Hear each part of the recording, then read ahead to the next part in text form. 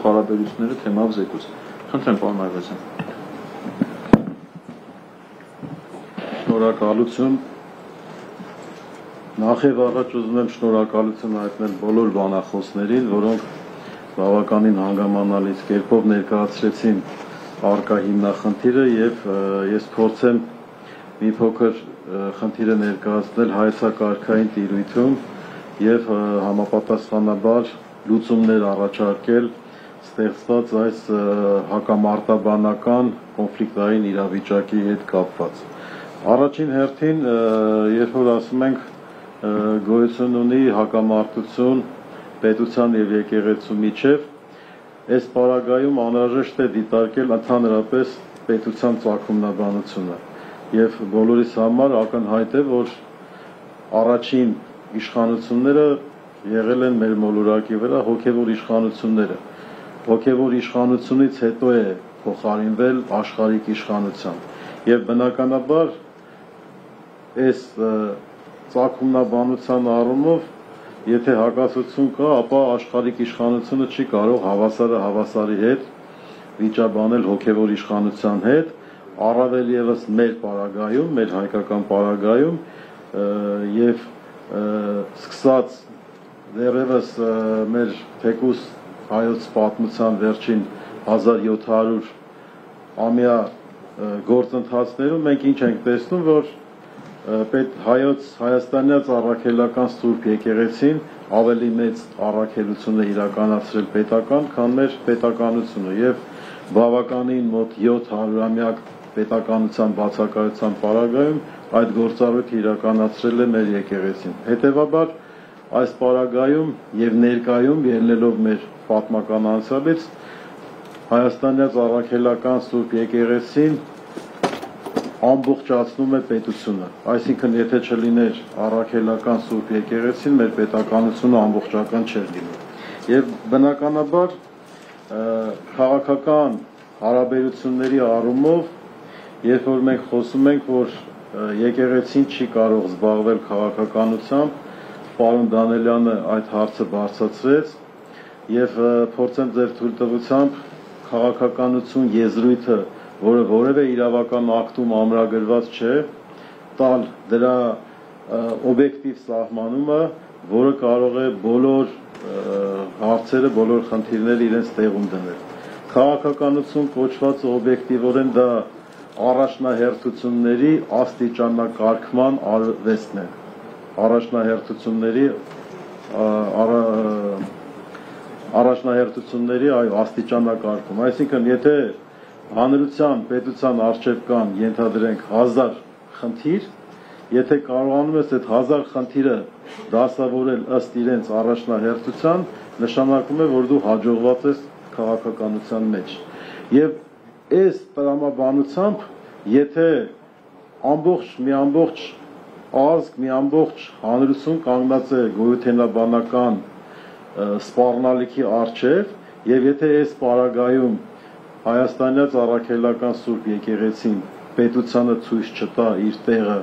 եւ անտարբերության մատնի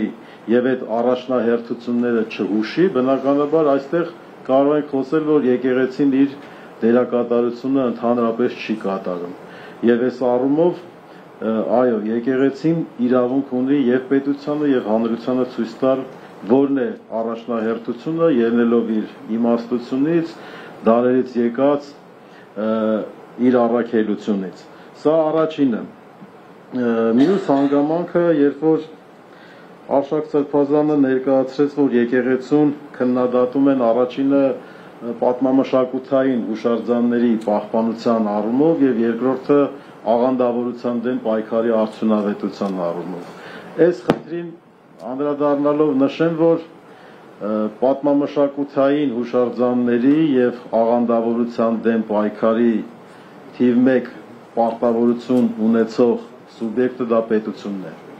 Եվ եթե պետությունը իր առջև դրված խնդիրը չի կատարում,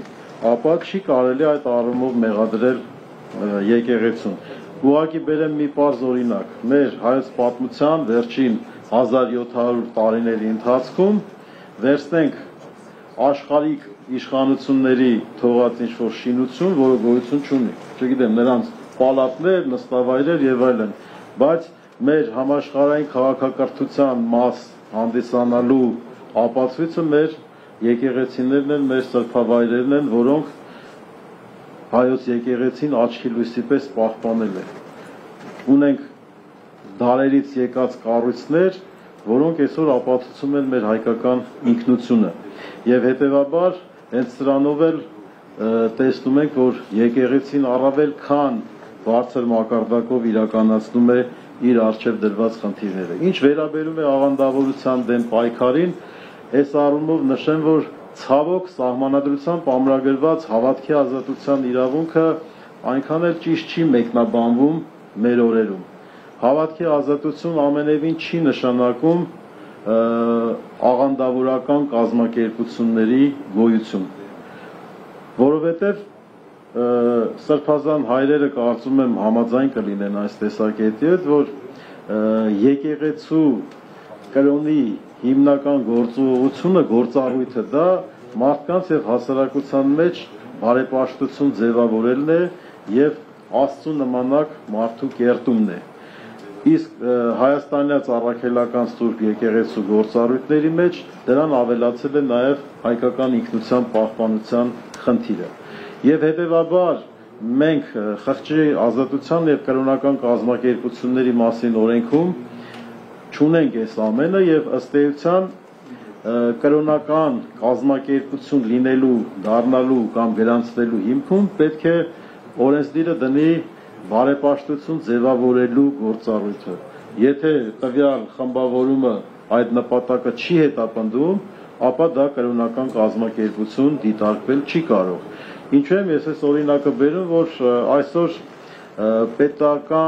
պետության չասեն գործադիր իշխանության ղեկավարի արշավը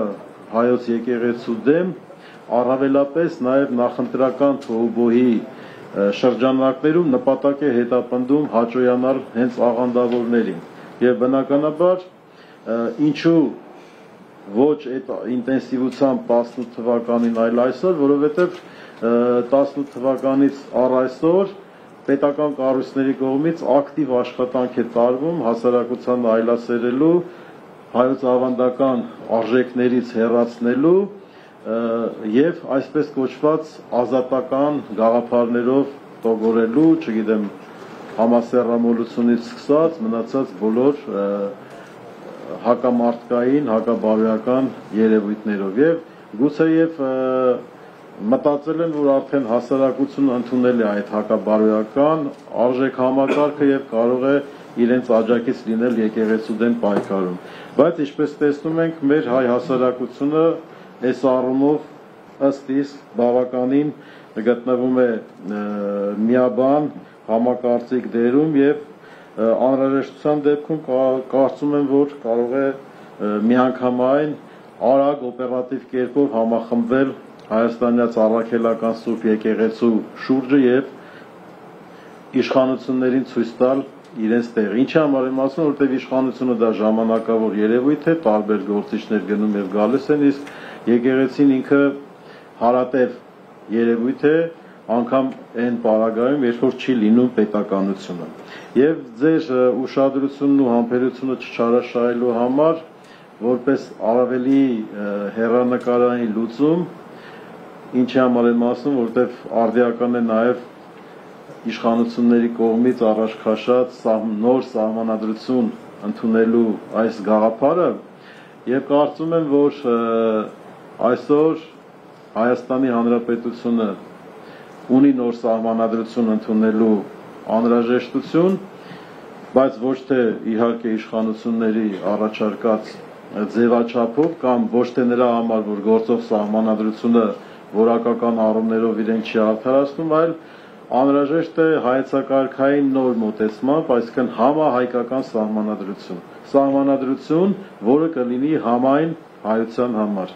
Իսկ համահայկական նոր սահմանադրության շրջանակներում նաև հնարավորություն կարող է ընձեռվել նաև ոտնձգություններից պաշտպանել նաև մեր եկեղեցական այն թեմերը, որոնք այսօր տեսնում ենք եւ Երուսաղեմում եւ տարբեր վայրերում ոտնձգության են ենթարկվում եւ պետք է հենց պետության վրա պարտականություն դնել, ինչպես երկրի ներսում, այնպես էլ դրա տարածքից դուրս, եթե լինի համահայկական այդ պետության գաղափարը, իրականացնել հայաստանյաց առաքելական Սուրբ եկեղեցու պաշտպանությունը։ Շնորհակալություն։ Շնորհակալություն, պարոն Այվազյան, տեղեկացնեմ, որ զեկույցներն ավարտվեցին, բայց մենք ունենք 5 նաև մեր գործընկերների համառոտ